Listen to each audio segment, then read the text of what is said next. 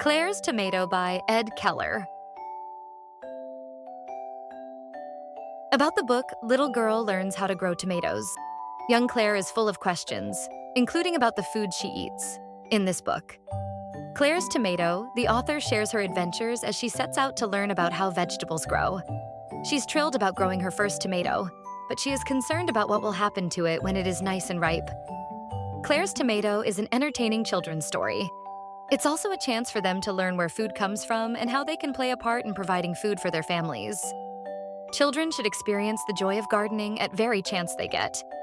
Gardening allows kids to learn a variety of practical skills and promote a protective attitude towards everything they see in nature. Teaching children how to grow their own food helps them realize how valuable our natural resources truly are. Having organic, homegrown produce in their backyard that rely on their daily care and dedication instill a sense of responsibility and accountability. All these and more are vividly captured in my entertaining and educational book, Claire's Tomato. Get a copy of Claire's Tomato